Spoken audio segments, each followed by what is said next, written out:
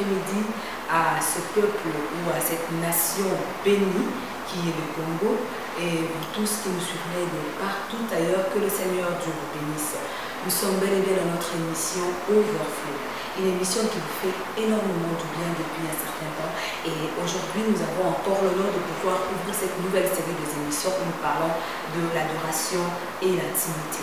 Le Seigneur nous a fait grâce d'ouvrir cette année par une série d'émissions où nous avons célébré le Seigneur par rapport à tout ce qu'il a fait. Et bien maintenant, nous croyons que si nous devons adorer Dieu tout au long de cette journée par rapport à ce qu'il fera pour nous, nous devons bien le faire. Et pour ce, nous avons eu l'honneur de recevoir pour vous le bien-aimé frère Géry Kazadi de l'église au Sang Précieux, au pied du pasteur Jean Bosco Kindoma, que nous saluons encore une fois. Avec lui, nous allons ouvrir cette série des émissions où nous allons parler de faire le premier pas dans l'adoration comme le sous-thème.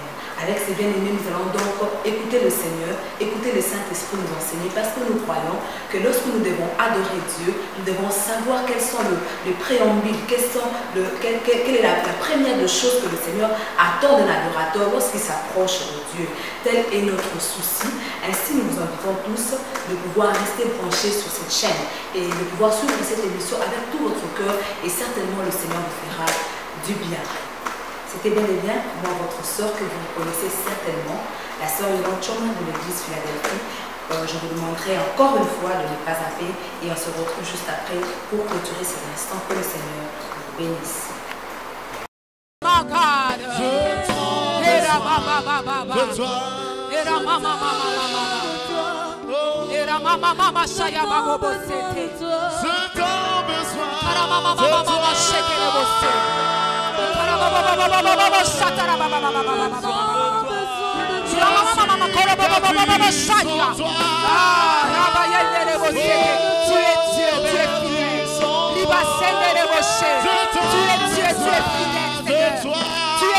Tu es fidèle, Jésus.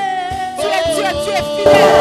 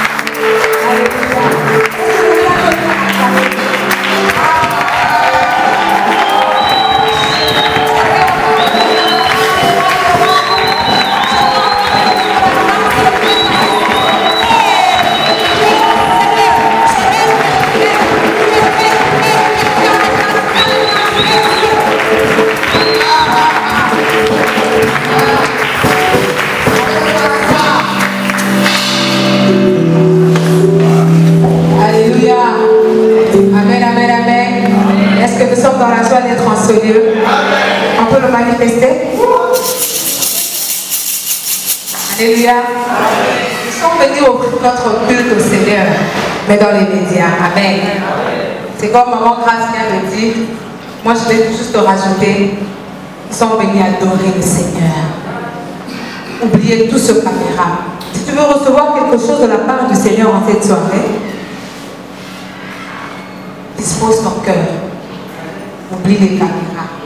Adorons. Parce que c'est dans l'adoration que les portes s'ouvrent. Ah, la Bible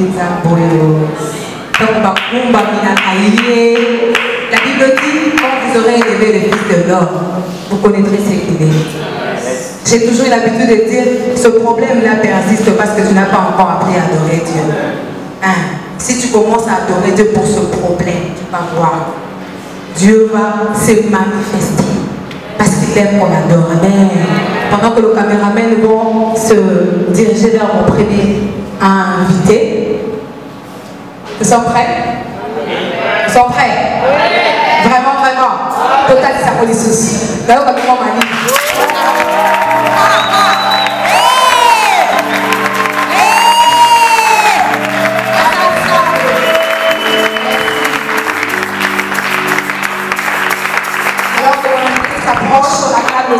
Déjà être là.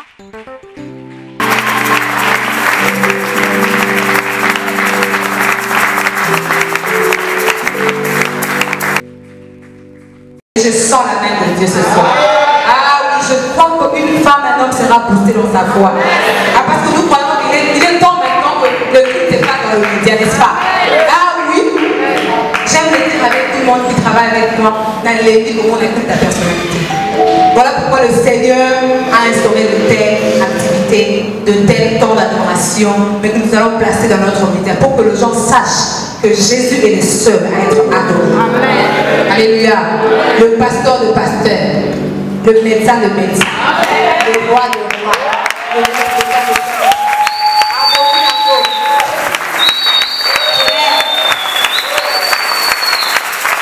Bonsoir, Papa Jérémy.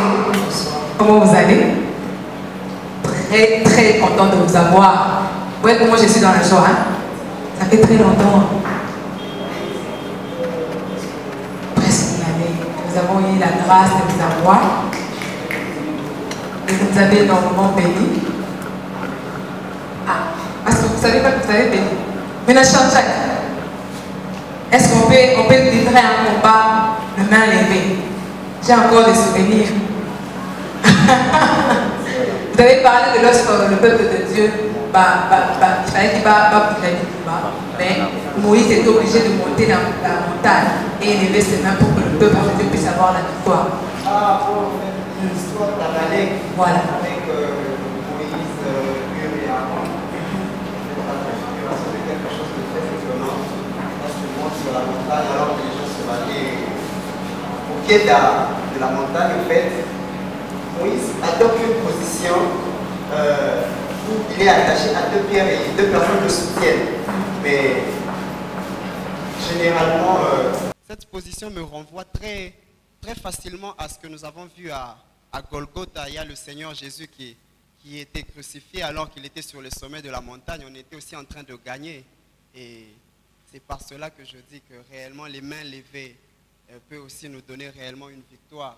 Parce que le Seigneur, lui, à son tour, avec ses mains levées, lui d'ailleurs, il n'avait pas Hur et Aaron. On a fixé vraiment ses mains constamment avec des clous pour qu'elles ne puissent pas baisser, vous vous imaginez. Alors, au fur et à mesure, ses mains étaient constamment levées parce que les mains de Moïse devaient être certainement affaiblies. C'est la raison pour laquelle Hur et Aaron sont venus avec une pierre pour pouvoir le tenir et le soutenir. Mais le Seigneur, lui, comme si les Romains ne le savaient pas encore, mais ils avaient précédé la pensée qui était dans l'Ancien Testament. En fait, ils avaient corrigé cela pour dire qu'avec le Seigneur, c'est toujours mieux. Et ils ont loué le Seigneur. Ils l'ont laissé les mains levées et ainsi nous avons eu la victoire. Jamais. À jamais. Donc je vais regarder de l'autre côté avec nos amis de l'autre côté, dire à tout le monde, tout ce peuple de Dieu au Bazolandabiso maintenant, cet après-midi, vous allez vous rendre compte que je parle bien avec mon orateur parce que ceux qui suivent toujours Overflow savent, comme je l'ai fait à l'introduction de cette émission, c'est le frère Géry Kazadi, le pasteur Géry Kazadi, de l'église Sang Précieux. Nous avons déjà eu la grâce de pouvoir l'obtenir ici, dans notre mission Overflow, il y a une année de cela. Il nous a énormément bénis. Mais cet après-midi, c'est encore une joie pour nous de pouvoir la voir encore une fois. Et avec lui, nous allons parler de faire le premier pas dans l'adoration. Pourquoi? Parce que nous pensons qu'il est important de pouvoir poser des fondements pour bien adorer Dieu. Il est important que le peuple de Dieu entre en connaissance des éléments de base qui nous introduisent dans l'adoration. Mais il est bon de pouvoir nous enseigner de manière à ce que quand nous nous approchons pour adorer Dieu, que nous ayons des éléments qui nous introduisent, qui nous préparent à ces temps, à cette activité merveilleuse qui nous approche du Seigneur. Et c'était pour cela que nous sommes choisis ces sous-thèmes. Parce que, comme je l'ai dit encore à l'introduction de cette émission, nous avons ouvert notre nouvelle série des émissions où nous parlons de l'intimité de l'adoration. Et avec Papa Géry Kazadi, de l'église Sang Précieux, au pied du pasteur Jean Bosco Kindoma, que nous remercions d'ailleurs de pouvoir nous accorder la grâce de l'avoir avec nous. Merci beaucoup, pasteur. Merci à toute la famille. Et avec lui, comme je le disais, nous allons parler de faire le premier pas dans l'adoration. Et je veux demander à tout le monde qui nous suivra à la télé, et même à tous ceux bien-aimés qui sont ici, ouvrez vos cœurs à recevoir quelque chose de la part du Seigneur. Moi, je suis sûre que quand cet homme de Dieu sera en train de parler, il posera de fondements. Et parce que nous avons dit, Esa série à émission, c'est-à-dire qu'après lui, nous aurons d'autres éminents hommes de Dieu qui viendront encore approfondir. Et donc lui, il va poser les fondements et les autres viendront encore approfondir cet enseignement de manière à ce que notre manière d'adorer Dieu soit différente dans le jour qui vient. Amen. Papa Géry, je vais vous demander de regarder d'abord ce caméra, beaucoup plus ce caméra, mais aussi l'assistance, et nous enseigner par rapport à cela. Et je crois que le cœur de quelqu'un sera béni. Merci beaucoup, papa. En fait, comme je peux le dire, c'est un privilège avec Overflow. Mais concernant le thème de ce soir, c'est que nous voulons dire particulièrement le premier pas dans l'adoration. Nous croyons qu'il y a un deuxième pas, nous croyons qu'il y a un troisième, il y a un quatrième, certainement que les choses sont étagées jusqu'à une dimension infinie. Mais si nous pouvons recourir simplement à un extrait que nous connaissons tous dans Jean 4, alors que le Seigneur est en train de parler à la femme samaritaine, il va se passer quelque chose de très bien. Le Seigneur Jésus dit, l'heure vient, elle est déjà venue, c'est un verset que nous connaissons, où les vrais adorateurs adorant le Père en esprit, adorant le Père en esprit et en vérité. Mais lorsque vous lisez la manière dont le Seigneur dispose les éléments, il dit, ils adoreront le Père. Et puis il rajoute, Dieu est esprit. Cela veut dire qu'il y a un statut relationnel et il y a un statut dimensionnel. Nous comprenons que par cela, il y a le Père et il y a Dieu. Lorsqu'il est Père, c'est un statut qui ne change pas. Vous êtes le fils de celui qui est votre Père. Mais lorsqu'il est Dieu, c'est dans un statut du service. Et c'est là que la dimension s'opère. Pourquoi je dis la dimension? Parce que si Dieu est esprit, la Bible rajoute pour dire qui connaît les pensées de l'homme, si ce n'est l'esprit de l'homme qui est en lui, et qui connaît les pensées de Dieu, si ce n'est l'esprit de Dieu. Parce que l'esprit de Dieu peut sonder les profondeurs de Dieu. On ne peut pas parler de profondeur s'il n'y a pas de dimension ou de mesure étagée. Ça veut dire lorsqu'il y a une dimension première, une dimension deuxième, une dimension troisième, c'est ça les profondeurs. Mais la première fois même où le mot adorer a été utilisé dans la Bible, nous allons nous rappeler du patriarche Abraham, le patriarche dans la foi. La Bible dit, Genèse chapitre 22, c'est étonnant, après beaucoup d'événements, l'Éternel apparut à Abraham et c'est la réponse d'Abraham qui est le premier pas. Et lorsque l'Éternel apparaît à Abraham, Abraham répond simplement une chose. Et c'est ça le premier pas. Il dit, me voici. Vous ne pouvez pas amener ce que vous avez si vous n'êtes pas vous-même venu ici. Donc, pour que l'on ait ce que vous avez, vous devez d'abord vous-même venir. C'est pourquoi Abraham n'a pas commencé par répondre, voici ce que j'ai, mais il a dit, me voici. C'est un problème d'identité, donc il devait venir lui-même. Et je crois particulièrement que là, c'est une très grande leçon. Généralement, nous pensons que l'adoration se fera par rapport à une partie de notre vie, mais ce n'est pas exactement ça, parce que Abraham est venu lui-même et après la suite, Dieu lui dira, donne-moi ton fils, ton unique, celui que tu aimes.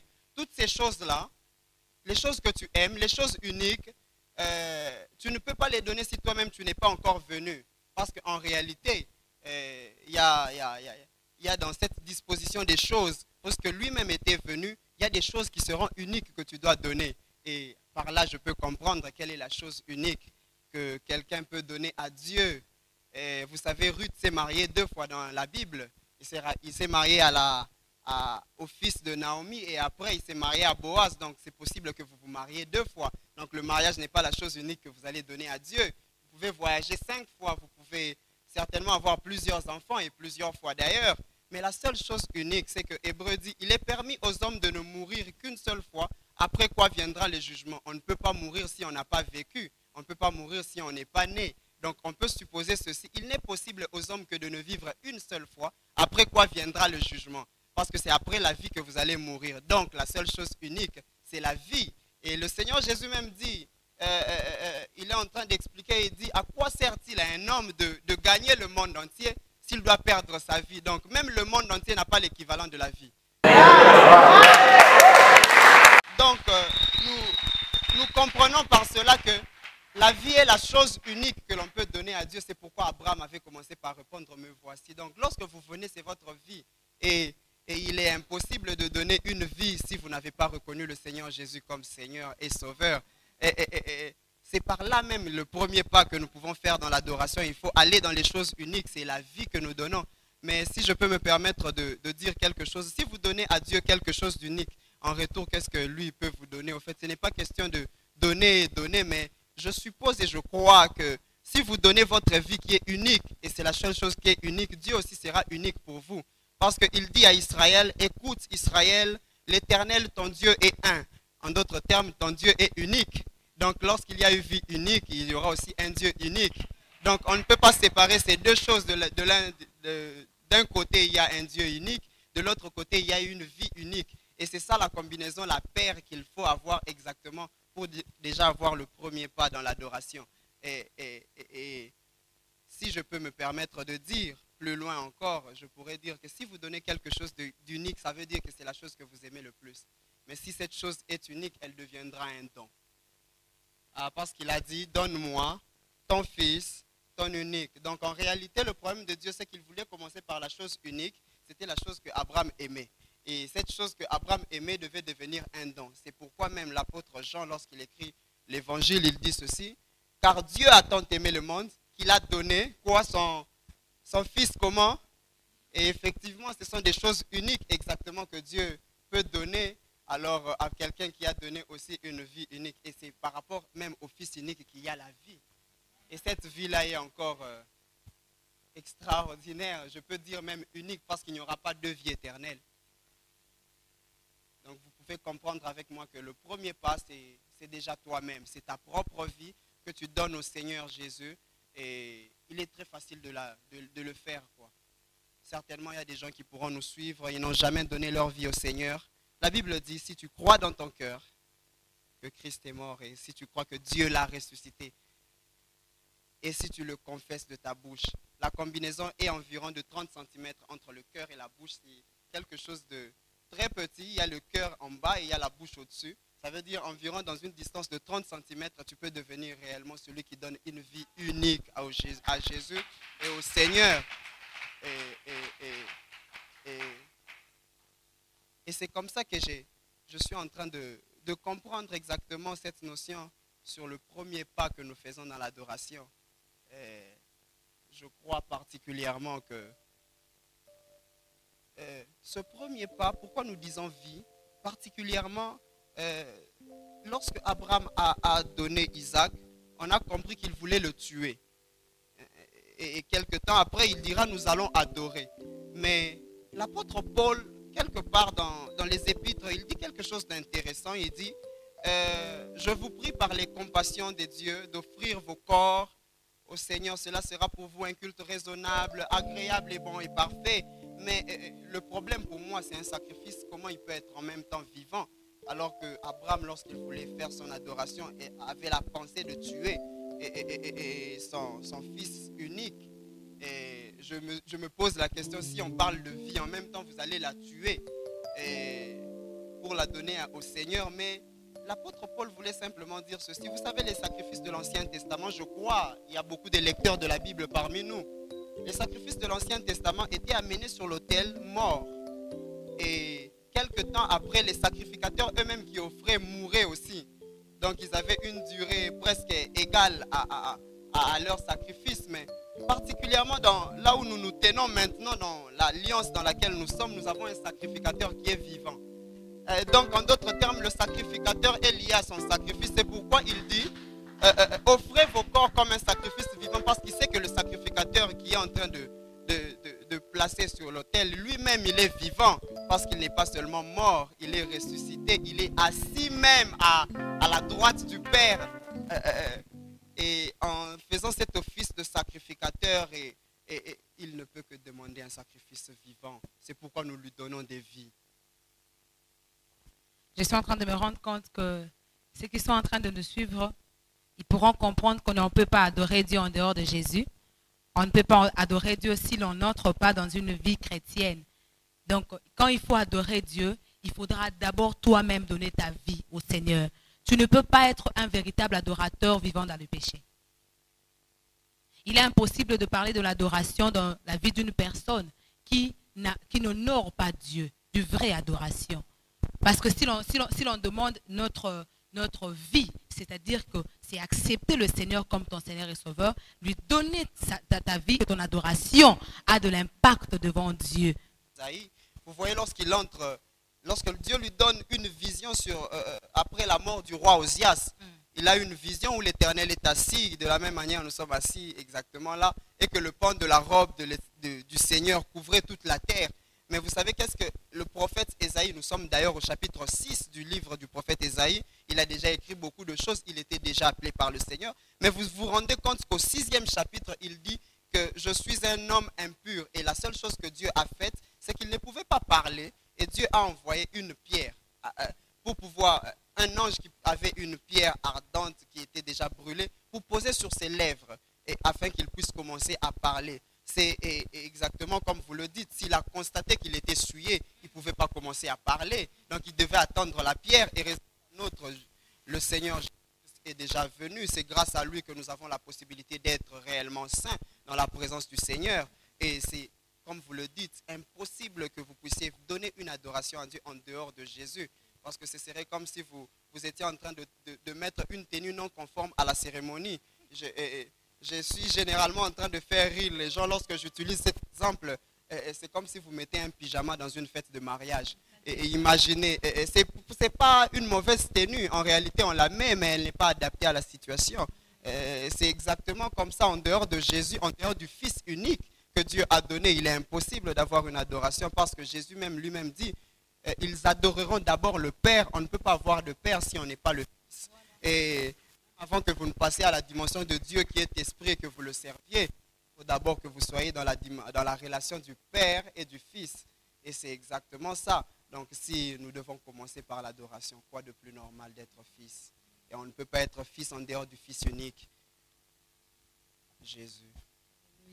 Je veux me retourner encore une fois pour parler à tous ceux qui sont en train de nous suivre. L'homme de Dieu a dit, quand on parle du premier pas dans l'adoration, on parle de donner sa vie. Effectivement. Et je crois, lorsqu'on donne sa vie, c'est-à-dire qu'on accepte aussi, c'est une dimension d'inviter aussi le Seigneur dans notre vie. Oui. Et c'est comme ça que nous recevons même le Saint-Esprit qui sonde le rein et le cœur, qui même sonde le pensée de Dieu, qui même nous apprend comment réellement adorer le Seigneur. Oui, effectivement, c'est grâce au Saint-Esprit que nous parvenons à gravir les dimensions. Vous savez, Abraham, quand il dit adorer, il est allé offrir Isaac sur le sommet de la montagne. C'est exactement la raison pour laquelle le Saint-Esprit vient, parce qu'il te permet d'aller d'étage en étage. Okay. Parce qu'au plus bas sommet, tu vas laisser les serviteurs. Mais au fur et à mesure tu montes, tu vas monter seul avec ton sacrifice, tu vas monter avec ton Isaac, ton fils unique, ta propre vie. Au fur et à mesure tu devras monter, c'est ta vie avec laquelle tu devras monter, tu vas monter avec ton mariage, des choses qui te servent, ton travail, tu vas monter avec toi-même.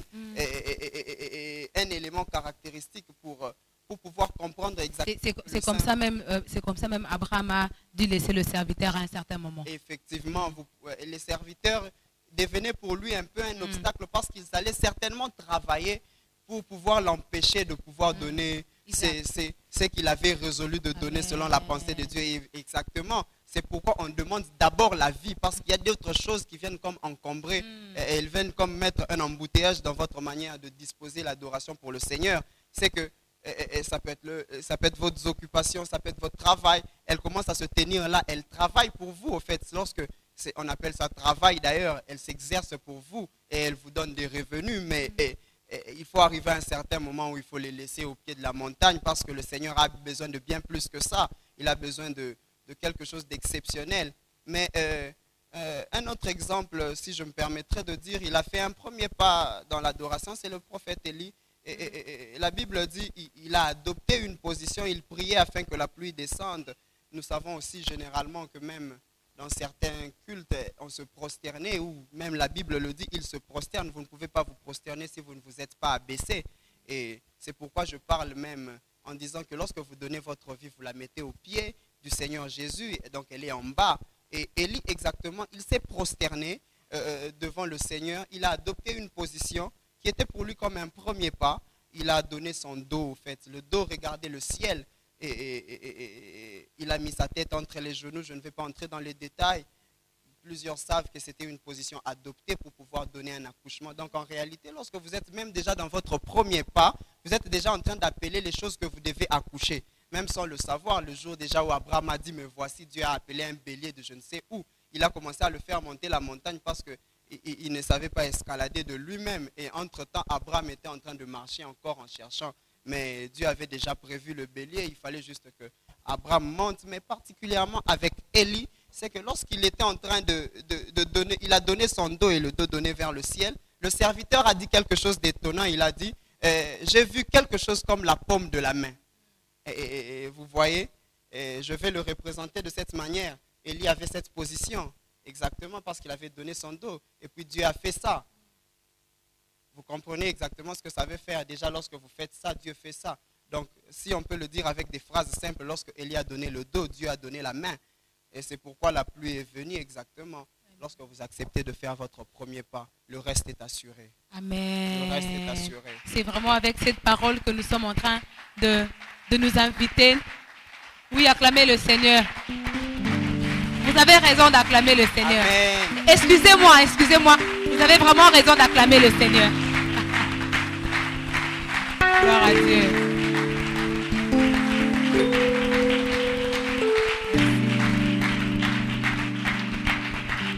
Comme j'étais en train de le dire, c'est par cette parole que l'homme de Dieu vient de dire, quand vous vous disposez, le premier pas, le Seigneur assure le reste. Voilà pourquoi j'aimerais encore une fois nous inviter, nous tous qui sont en train de suivre cette émission dans le média, ici, dans nos maisons, j'aime le dire à Lubumbashi parce que nous croyons que cette émission, de jour après jour, le Seigneur nous fera grâce d'être internationale. Alors je vais dire à tout ce monde, au Barolanda Bisso, maintenant même dans les années qui viennent, de pouvoir maintenant se disposer. Parce que lorsqu'on parle de donner sa vie, c'est aussi une partie de la disponibilité. Et la vie, on ne peut pas donner la vie si on ne se disponibilise pas. Et même pendant ce moment ici, je crois que nous tous, nous avons déjà donné notre vie au Seigneur. Mais je parlerai particulièrement à tous ceux qui n'ont pas encore donné leur vie au Seigneur. Nous voudrions adorer le Seigneur maintenant avec vous. Mais j'aimerais me saisir de cette occasion aussi pour t'inviter à recevoir le Seigneur. Parce que c'est par là que tu pourras devenir un vrai adorateur. Avant que moi et les autres, nous puissions nous lever ou peut-être nous courber. Pourquoi pas dormir par terre pour adorer Dieu avec vous. Mais si vous reconnaissez que Jésus n'a pas encore pris la place dans votre vie, faites cette prière avec moi. Seigneur Jésus, en cette soirée, je reconnais qu'adorer Dieu veut dire aussi d'abord donner sa vie. J'aimerais être l'adorateur que tu as défini dans Jean 4. Le vrai adorateur qui adoreront le Père en esprit et en vérité. C'est ainsi, après cette parole, je te donne ma vie. Précieux Saint-Esprit, habite en moi et viens m'apprendre comment adorer le Père avec ma vie et ma disponibilité. Au nom de Jésus. Amen. Nous allons adorer Dieu. Seigneur, Nous sommes bénis vers toi. Nous t'avons donné nos vies. Et ce frère aussi a donné sa vie. Et nous ajoutons à cela cette disponibilité, Seigneur, pendant ce moment de pouvoir t'adorer. Car nous savons que tu veux poser des fondements dans nos vies. Tu veux nous apprendre comment adorer dans l'intimité. Mais cependant, nous ne pouvons pas entrer en intimité si nous ne sommes pas disponibles. Si nous ne te donnons pas nos vies, Jésus. Ainsi, nous t'avons donné nos vies et nous venons maintenant auprès de toi. Auprès de toi, toi, le roi de rois, toi qui étais, toi qui es, et toi qui seras en éternité, et que tu es Dieu, Seigneur. Nous jetons nos couronnes, Seigneur. Nous venons nous disponibiliser, Père. Nous venons te donner encore nos vies, Jésus. Oh, Rabasanda, Rabaché. Oh, ce premier pas, Seigneur, en cette soirée veut dire c'est disposer dans ta présence aussi. Ce premier pas, oh Éternel, dans ta présence veut dire donner réellement sa vie, oh Jésus. Oh Seigneur, nous venons t'adorer, mais avec tout ce que nous avons, mais beaucoup plus avec nos vies, nos cœurs, Jésus. Car l'adoration est une grande activité et pour de grandes choses, tu demandes la disponibilité, Seigneur. Pour de grandes choses, tu demandes la disponibilité, Seigneur. Montre-moi la voie.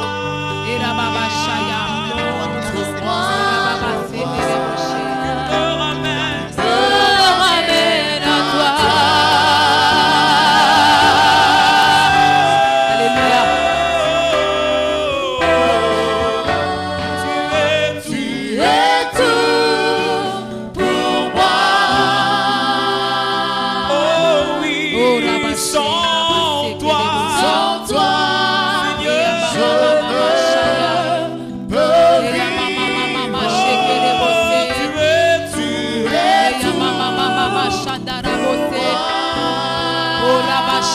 Garde-moi près de toi.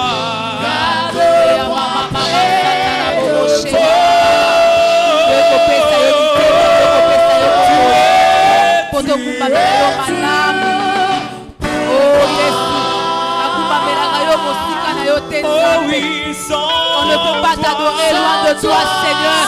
Nous venons avec nos vies, nous venons avec nos cœurs, Jésus. Oh Jésus,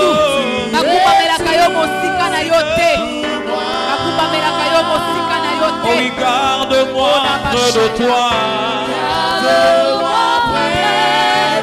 toi. Est-ce qu'on peut encore le chanter? Attire-moi à toi. Est-ce qu'on peut encore le chanter? Attire-moi à toi, Seigneur. Attire-moi à toi. Oh Rabashaya.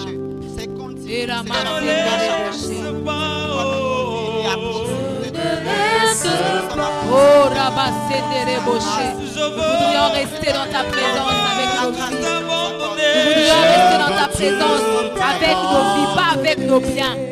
Pas avec nos biens seulement. Pas avec nos biens seulement, mais beaucoup plus avec nos vies. Avec nos vies. Avec nos vies, Seigneur. Avec nos vies, Jésus. Ah, pas un pied dedans, pas un pied dehors, Seigneur. Mais avec nos cœurs, avec nos cœurs. Car te donner la vie, c'est te donner le cœur, Jésus. Te donner la vie, c'est te donner le cœur, Seigneur. Nous ne pouvons t'adorer, nous ne pouvons être dans ta présence, en dehors de toi, Seigneur. Dans tes bras, je suis rassuré. En dehors de Jésus, il n'y a pas de vraie adoration. Alléluia. Oh oui, montre-moi la voie.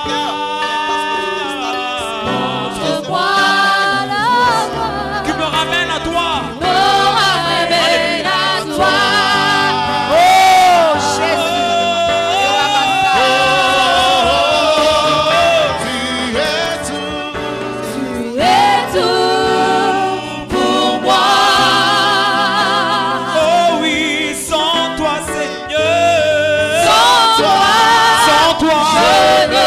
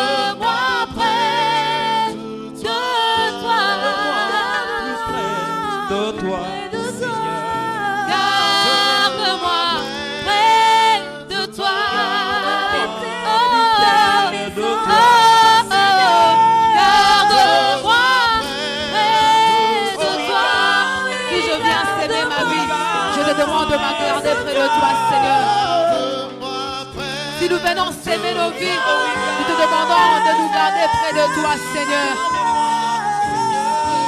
Garde-moi près de toi. Seigneur, si nous venons s'aimer nos vies, en retour, nous te demandons de nous garder près de toi, Jésus. Si nous venons s'aimer nos vies, en retour, nous te demandons une chose. Garde-nous près de toi, Seigneur. Si nous venons s'aimer nos cœurs, en retour, nous te demandons une seule chose. Garde-nous près de toi, Seigneur. Car nous n'avons pas le pouvoir de rester dans ta présence. Nous n'avons pas la force de rester dans ta présence, oh Jésus. C'est par toi, c'est par le Saint-Esprit que nous restons dans ta présence, que nous demeurons dans ta présence, que nous restons dans ta présence, que nous demeurons dans ta présence. Et plus nous restons dans ta présence, nous commençons à te ressembler. Nous commençons à te ressembler. Nous commençons à te ressembler. Précieux Saint-Esprit. Précieux Saint-Esprit. Précieux Saint-Esprit. Garde-nous dans la présence du Seigneur. Garde-nous dans la présence du Seigneur. Précieux Saint-Esprit. Précieux Saint-Esprit. Garde-nous dans la présence du Seigneur. Garde-moi, Jésus.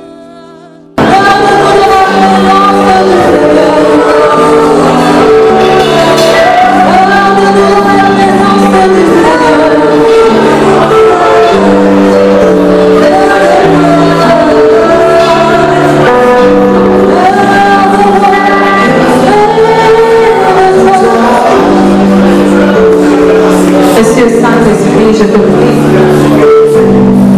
Je te prie de tout mon cœur, je te prie pour mon bien-aimé qui est ici. Et je te prie aussi pour le bien-aimé qui est en train de me suivre à la télé. Nous ne pouvons rester dans la présence de Dieu sans ton aide, Saint-Esprit. Nous pouvons accepter de te donner nos vies, mais rester, c'est une force qui vient de toi. La Bible déclare nos capacités ne viennent que de toi, Seigneur. Voilà pourquoi nous te prions, Jésus. Nous te demandons, précieux Saint-Esprit, garde-nous, que nous puissions demeurer, afin que nous puissions nous ressembler. Car dans ta présence, plus on y reste, plus on te ressemble. Fais-le pour nous ici, mais fais-le aussi pour tout ce monde qui nous suivra au travers du média. Oh, la basane de Boshana. Les basane de Boshana.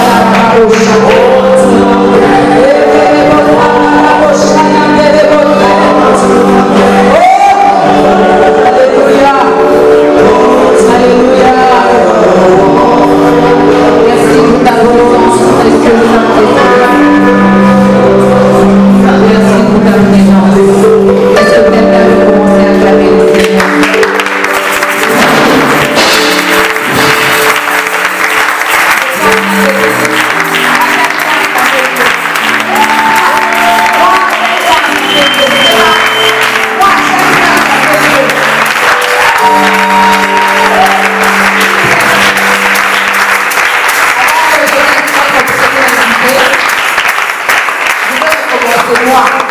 J'aime bien acclamer Dieu.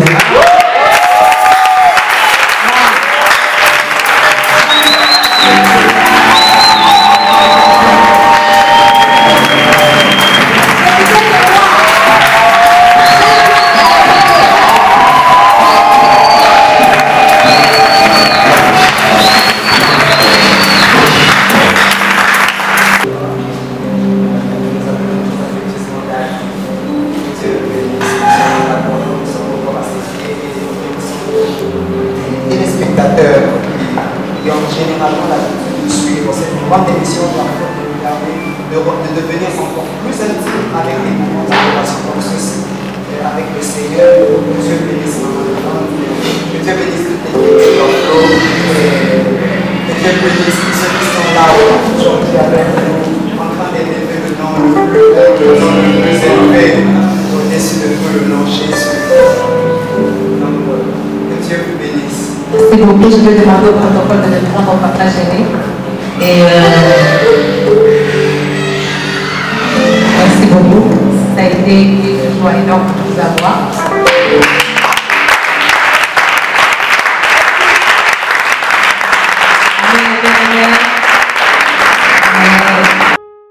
Après cette intervention, vous allez vous rendre compte que l'adoration n'est plus question de multiplier ses paroles dans la présence du Seigneur, mais il est donc question de pouvoir s'offrir soi-même, parce qu'on a dit que l'adoration est une vie qu'on offre à Dieu, parce que nos vies sont de culte permanent devant la présence de Dieu.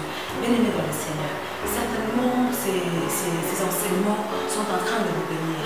Alors, je vais vous exhorter de demeurer adorateur à jamais, de rester adorateur à jamais, que nos vies soient de culte à jamais devant le Seigneur. Ainsi, certainement, le Seigneur vous a béni au travers de ces enseignements. Je voudrais en profiter avant de pouvoir vous quitter, dire merci à tous nos partenaires, à tous ceux qui soutiennent cette émission de loin ou de près. Et aussi, je dirais un grand coucou aussi au BCI qui est notre partenaire, qui reprend aussi son année académique d'ici le 2 juin. Que le Seigneur Dieu vous bénisse, que le Seigneur Dieu vous fasse du bien.